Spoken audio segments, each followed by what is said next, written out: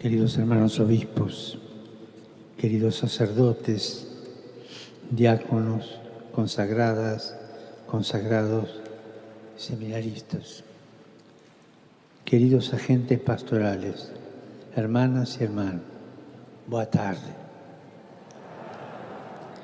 Me siento feliz de estar entre ustedes para vivir junto a tantos jóvenes la Jornada Mundial de la Juventud, pero también para compartir vuestro camino eclesial, vuestros cansancios y esperanzas.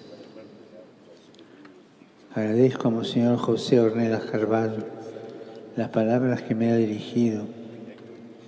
Deseo rezar con ustedes para que, como ha dicho, podamos ser, junto con los jóvenes, audaces en abrazar el sueño de Dios y encontrar caminos para una participación alegre, generosa, transformadora para la Iglesia y la humanidad.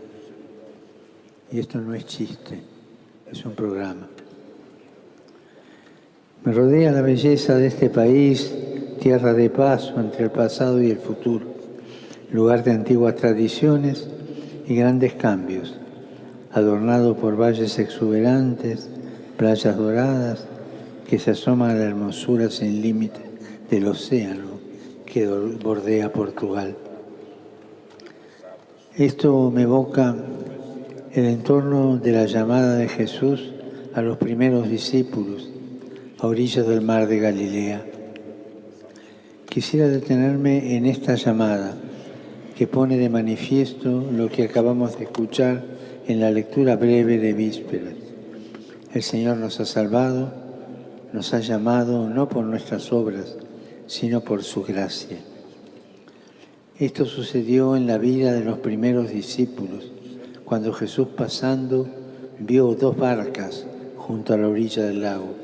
Los pescadores habían bajado y estaban lavados las redes. Entonces Jesús subió a la barca de Simón y, después de haber hablado a la multitud, cambió la vida de aquellos pescadores, invitándolos a remar mar adentro y a echar las redes. Vemos inmediatamente un contraste. Por una parte, los pescadores bajan de la barca para lavar las redes, es decir, para limpiarlas, conservarlas bien y volver a casa. Y por otra parte, Jesús sube a la barca e invita a echar de nuevo las redes para la pesca. Resaltan las diferencias. Los discípulos bajan, Jesús sube. Ellos quieren guardar las redes, Él quiere que se echen nuevamente al mar para la pesca. En primer lugar, están los pescadores que bajan de la barca para lavar las redes. Esta es la escena que se presenta ante los ojos de Jesús. Él se detiene precisamente allí.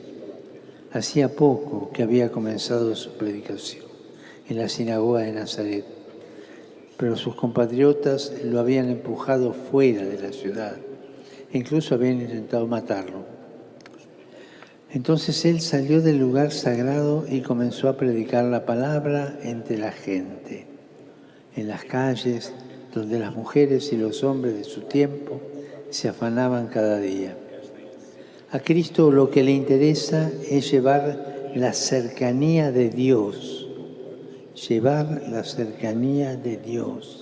precisamente a los lugares y a las situaciones donde las personas viven, luchan, esperan, a veces teniendo entre las manos fracasos y frustraciones, justamente como esos pescadores que durante la noche no habían sacado nada.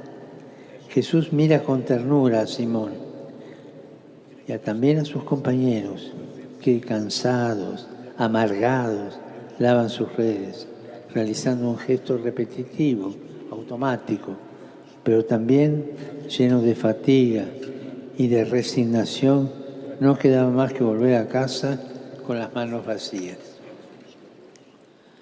A veces, en nuestro camino eclesial, podemos experimentar un cansancio similar. Cansancio. Alguien decía, temo el cansancio de los buenos. Un cansancio cuando nos parece que entre las manos solo tenemos redes vacías. Es un sentimiento bastante difundido en los países de antigua tradición cristiana, afectados por muchos cambios sociales y culturales y cada vez más marcados por el secularismo, por la indiferencia a Dios y por un creciente distanciamiento de la práctica de la fe. Y aquí está el peligro que entra la mundanidad. Y esto a menudo se acentúa por la desilusión o la rabia que algunos alimentan en relación a la Iglesia, en algunos casos por nuestro mal testimonio y por los escándalos que han desfigurado su rostro y que llaman a una purificación humilde, constante, partiendo del grito de dolor de las víctimas que siempre han de ser acogidas y escuchadas. Pero cuando uno se siente desanimado, y cada uno de ustedes piense en qué momento han sentido el desánimo, pero cuando uno se encuentra desanimado, el riesgo es bajar de la barca y quedar atrapado en las redes de la resignación y del pesimismo. En cambio, confiemos en que Jesús continúa tendiendo la mano, sosteniendo a su amada esposa. Llevemos al Señor nuestras fatigas, nuestras lágrimas, para poder afrontar las situaciones pastorales y espirituales, dialogando entre nosotros con apertura de corazón para experimentar nuevos caminos a seguir.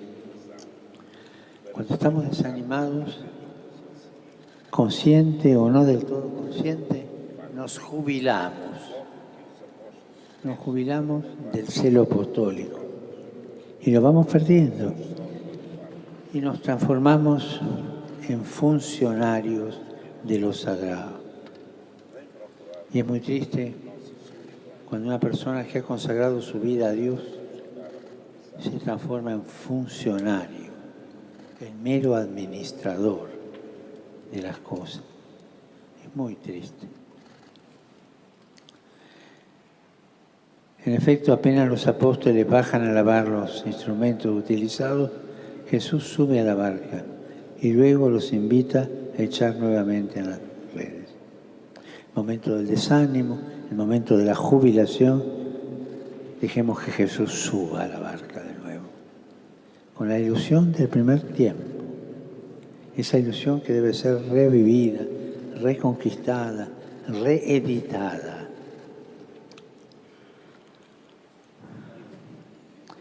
Él viene a buscarnos en nuestras soledades, en nuestras crisis, para ayudarnos a recomenzar. La espiritualidad del recomienzo. No le tengan miedo. Así es la vida. Caer y recomenzar. Aburrirse y recibir de nuevo la alegría. Recibir esa mano de Jesús. También hoy pasa por las orillas de la existencia para reavivar la esperanza y decirnos también a nosotros, como a Simón y a los otros, navega mar adentro, echen las redes. Y cuando se pierde la ilusión, nos salen 1000 justificativos para no echar las redes. Pero sobre todo esa resignación amarga, que es como un gusano que corroe el alma. Hermanos, hermanas, lo que vivimos es ciertamente un tiempo difícil, lo sabemos, pero el Señor pregunta a esta iglesia, ¿quieren bajar de la barca y hundirse en esa desilusión que como un gusano anida en los corazones? ¿O quieren dejarme subir y permitir que sea una vez más la novedad de mi palabra la que lleve el timón? A ti, sacerdote, consagrado, consagrada, obispo, ¿te conformas solo con el pasado que tienes detrás ¿O te atreves a echar nuevamente con entusiasmo las redes para la pesca? Esto es lo que nos pide el Señor, que reavivemos la inquietud por el Evangelio. Cuando uno se va acostumbrado y se va aburriendo y la misión se transforma en una especie de empleo, es el momento de dejar lugar a esa segunda llamada de Jesús, que nos llama de nuevo siempre. Nos llama para hacernos caminar, nos llama para rehacernos. No le tengan miedo a esa segunda llamada de Jesús. No es ilusión, es Él que vuelve a golpear la puerta. Y podemos decir que esta es la inquietud buena, cuando nos dejamos seducir por la segunda llamada de Jesús. Esa es la inquietud buena que la inmensidad del océano les entrega a ustedes, portugueses, ir más allá de la orilla, no para conquistar el mundo, ni para pescar bacalaos, sino para animarlo con la consolación y la alegría del Evangelio. En esta óptica se pueden leer las palabras de uno de sus grandes misioneros, Padre Antonio Vieira, llamado Payasú, Padre Grande. Él decía que Dios les ha dado una pequeña tierra para nacer, pero haciéndolos asomarse al océano, les ha dado el mundo entero para morir. Para nacer, poca tierra, para morir, toda la tierra, para nacer, Portugal, para morir, el mundo. Así decía el Padre. Echar de nuevo las redes y abrazar al mundo con la esperanza del Evangelio. A esto estamos llamados. No es tiempo de detenerse, no es tiempo de rendirse, no es tiempo de amarrar la barca en la tierra o de mirar hacia atrás. No tenemos que evadir este tiempo porque nos da miedo y refugiarnos en formas y estilos del pasado. No, este es el tiempo de gracia que el Señor nos da para aventurarnos en el mar de la evangelización y de la misión. Pero para poder hacerlo, también necesitamos tomar decisiones. Quisiera indicarles 3 decisiones inspiradas en el Evangelio. En primer lugar, navegar mar adentro, esa magnanimidad, no sean pusilánimes. Navegar mar adentro, para echar nuevamente las redes al mar, es necesario dejar la orilla de las desilusiones y del inmovilismo, tomar distancia de esa tristeza dulzona y de ese cinismo irónico que tantas veces nos asaltan frente a las dificultades. Tristeza, dulzor, cinismo irónico. Examinemos la conciencia sobre esto. Recuperar la ilusión, pero en una segunda edición de la ilusión ya madura, la ilusión que viene de fracaso o de aburrimiento. No es fácil recuperar la ilusión adulta. Es necesario hacerlo para pasar del derrotismo a la fe, como Simón, que aún habiendo trabajado en vano toda la noche, afirmó: si tú los dices, echaré las redes. Pero para confiar cada día en el Señor y en su palabra, no son suficientes las palabras, se necesita mucha oración. Yo quisiera aquí hacer una pregunta, pero cada uno se la responde adentro. ¿Cómo rezo yo? ¿Como un loro, bla, bla, bla, bla, bla? ¿O durmiendo la siesta delante del sagrario porque no sé cómo hablar con el Señor? ¿Rezo? ¿Cómo rezo? Solo en la adoración, solo ante el Señor se recuperan el gusto y la pasión por la evangelización. Y Curiosamente, la oración de adoración la hemos perdido. La hemos perdido. Y todos, sacerdotes, obispos, consagradas, consagrados, laicos, tienen que recuperarla. Es estar en silencio delante del Señor. La Madre Teresa, metida en tantas cosas de la vida, nunca dejó la adoración, aún en los momentos en que su fe tambaleaba y se preguntaba si era todo verdad o no. El momento de la oscuridad, que también lo pasó Teresita de Jesús.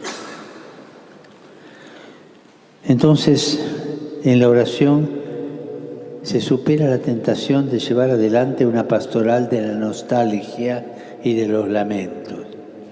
En un convento había una monja, histórico es esto, que se lamentaba de todo. Y no sé qué nombre tenía, pero las monjas le cambiaron el nombre y la llamaban Sor Lamentela. ¿Cuántas veces nuestras impotencias, nuestras desilusiones, las transformamos en lamentela? Y dejando esas lamentelas, se toma otra vez la fuerza para navegar mar adentro, sin ideologías, sin mundanidad, la mundanidad espiritual que se nos mete y de la cual se engendra el clericalismo. Clericalismo no solo de los curas, los laicos clericalizados son peor que los curas. Ese clericalismo que nos arruina y que, como decía un gran maestro espiritual, esa mundanidad espiritual que provoca el clericalismo es uno de los males más graves que puede suceder a la Iglesia. Superar esas dificultades sin ideologías, sin mundanidad, animados por un único deseo, que el Evangelio llegue a todos. Ustedes tienen muchos ejemplos en este camino y visto que estamos rodeados de jóvenes, quisiera recordar a un joven de Lisboa, San Juan de Brito, era un muchacho de aquí, que hace siglos, en medio de muchas dificultades, se fue para la India y empezó a hablar y a vestirse del mismo modo de los que encontraba para anunciar a Jesús. También nosotros estamos llamados a sumergir nuestras redes en el tiempo en que vivimos, a dialogar con todos, a hacer comprensible el Evangelio, aun cuando para hacerlo podamos correr el riesgo de alguna tormenta. Como los jóvenes que vienen aquí de todo el mundo para desafiar las olas gigantes, también nosotros vayamos mar adentro sin miedo. No tengamos miedo de afrontar el mar abierto, porque en medio de la tormenta y de los vientos contrarios Jesús viene. Y viene a nuestro encuentro y nos dice: tranquilízate, soy yo, no tengas miedo. ¿Cuántas veces hemos tenido esa experiencia? Cada uno se contesta adentro. Y si no la hemos tenido es porque algo falló durante la tormenta. Una segunda decisión es llevar adelante juntos la pastoral, todos juntos. En el texto Jesús confía a Pedro la tarea de navegar mar adentro, pero después habla en plural, diciendo: echen las redes. Pedro guía la barca, pero en la barca están todos, y todos están llamados a echar las redes, todos. Y cuando recogen una gran cantidad de peces, no creen que pudieran hacerlo solos, no administran el don como posesión y propiedad privada, sino que, dice el Evangelio, hicieron señas a los compañeros de la otra barca para que fueran a ayudarlos. Y así llenaron 2 barcas de peces. Uno significa soledad, cerrazón, pretensión de autosuficiencia. 2 significa relación. La Iglesia es sinodal, es comunión, es ayuda recíproca, es camino común. A esto tiende el sínodo en curso, que tendrá su primer momento asambleario en el próximo mes de octubre. En la barca de la Iglesia tiene que haber lugar para todos, Todos los bautizados están llamados a subir en ella y a echar las redes, comprometiéndose personalmente en el anuncio del Evangelio. Y no olviden esta palabra, todos, todos, todos. A mí me toca mucho el corazón cuando tengo que decir, abrir perspectivas apostólicas, aquel paso del Evangelio en que no van a la fiesta de bodas del Hijo y está todo preparado. ¿Y qué dice el Señor de la fiesta? Que dice, vayan a los confines y traigan a todos, todos, todos, sanos, enfermos, chicos y grandes, buenos y pecadores, todos. Que la iglesia no sea una aduana para seleccionar quienes entran, no, todos. Cada uno con su vida a cuesta, con sus pecados, pero como está delante de Dios, como está delante de la vida, todos, todos. No pongamos aduanas a la iglesia, todos. Y es un gran desafío, especialmente en los contextos en que los sacerdotes y los consagrados están cansados porque mientras las exigencias pastorales aumentan, ellos son cada vez menos. Sin embargo, en esta situación podemos ver una ocasión para involucrar con impulso fraterno y sana creatividad pastoral a los laicos. Las redes de los primeros discípulos entonces se convierten en una imagen de la Iglesia que es una red de relaciones humanas, espirituales, pastorales. Si no hay diálogo, si no hay corresponsabilidad, si no hay participación, la Iglesia envejece.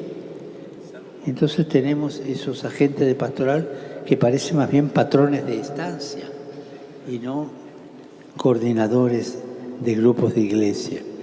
Y la iglesia envejece. Quisiera decirlo así, jamás un obispo sin su presbiterio y el pueblo de Dios, jamás un sacerdote sin sus compañeros, y todos unidos como iglesia, sacerdotes, religiosas, religiosos y fieles laicos. Nunca sin los otros, nunca sin el mundo. Sin mundanidad, eso sí, pero no sin el mundo. Sin el espíritu del mundo, pero no sin el mundo.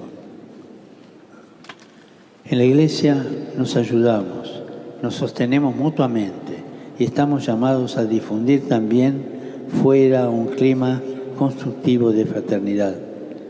Por otra parte, San Pedro escribe que somos las piedras vivas empleadas para la construcción de un edificio espiritual. Quisiera agregar, ustedes, fieles portugueses, son también una calzada. Son las piedras valiosas de ese suelo acogedor y resplandeciente sobre el cual el Evangelio necesita caminar. Ni una piedra puede faltar. De lo contrario, se nota inmediatamente. Y esta es la iglesia. Esta es la iglesia que con la ayuda de Dios estamos llamados a construir. Y por último, la tercera decisión, ser pescadores de hombres. No tengan miedo. Eso no es hacer proselitismo, es anunciar el Evangelio que provoca. En esta imagen tan linda de Jesús, ser pescadores de hombres. Jesús confía a los discípulos la misión de navegar en el mar del mundo. Con frecuencia el mar, en la Escritura, está asociado al lugar del mal y de las fuerzas desfavorables que los hombres no logran dominar. Por eso, pescar personas y sacarlas del agua significa ayudarlas a salir del abismo donde se habían hundido, salvarlas del mal que amenaza con ahogarlas, resucitarlas de toda forma de muerte. Pero esto sin proselitismo, sino con amor. Y una de las señales de algunos movimientos eclesiales que están andando mal es el proselitismo. Cuando un movimiento eclesial, o una diócesis, o un obispo, un cura, o una monja, o un laico, hace proselitismo, eso no es cristiano. Cristiano es invitar, acoger, ayudar, pero sin proselitismo. El Evangelio En efecto, es un anuncio de vida en el mar de la muerte. Es un anuncio de libertad en los torbellinos de la esclavitud. Es un anuncio de luz en el abismo de las tinieblas. Como afirma San Ambrosio, los instrumentos de la pesca apostólica son como las redes. En efecto, las redes no causan la muerte del que queda atrapado, sino que lo guardan con vida y lo sacan de los abismos de la luz. Hay muchos abismos en la sociedad hoy, y también aquí en Portugal, en todas partes. Tenemos la sensación de que falta entusiasmo, que falta la valentía de soñar, que falta la fuerza de afrontar los desafíos y la confianza del futuro. Y mientras tanto, navegamos en la incertidumbre, en la precariedad, sobre todo en la precariedad económica, en la pobreza de amistad social, en la falta de esperanza. A nosotros, como Iglesia, se nos ha confiado la tarea de sumergirnos en las aguas de este mar, echando la red del Evangelio, sin señalar con el dedo, sin acusar, sino llevando a las personas de nuestro tiempo una propuesta de vida, la de Jesús, llevar la acogida del Evangelio, invitarlos a la fiesta, a una sociedad multicultural, llevar la cercanía del Padre a las situaciones de precariedad, de pobreza que aumentan sobre todo en los jóvenes, llevar el amor de Cristo allí donde la familia es frágil y las relaciones están heridas, transmitir la alegría del Espíritu allí donde reinan la desmoralización y el fatalismo.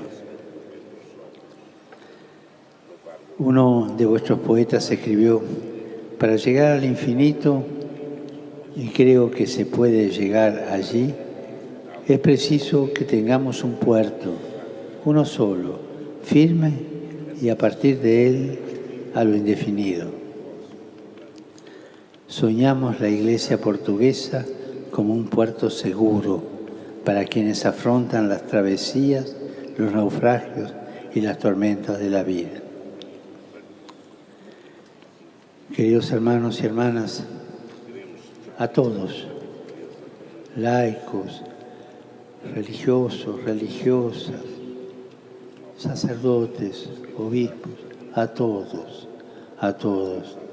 no tengan miedo, echen las redes, no vivan acusando esto es pecado, hasta aquí no es pecado, vengan todos, después hablamos, pero que sientan primero la invitación de Jesús, y después viene el arrepentimiento, después viene esa cercanía de Jesús. Por favor, no conviertan la Iglesia en una aduana.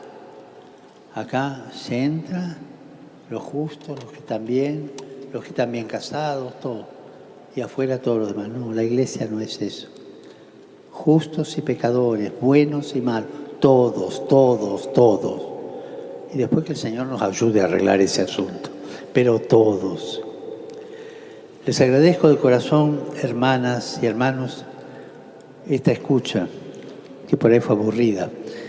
Les agradezco todo lo que hacen, el ejemplo, sobre todo el ejemplo escondido y la constancia.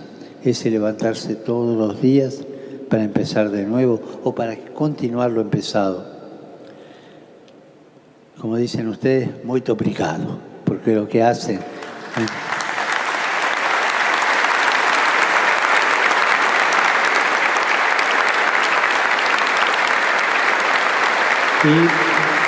Y les encomiendo a la Virgen de Fátima, a la custodia del Ángel de Portugal y la protección de sus grandes santos, especialmente aquí en Lisboa, de San Antonio, apóstol incansable, que se lo roban los de Padua. Predicador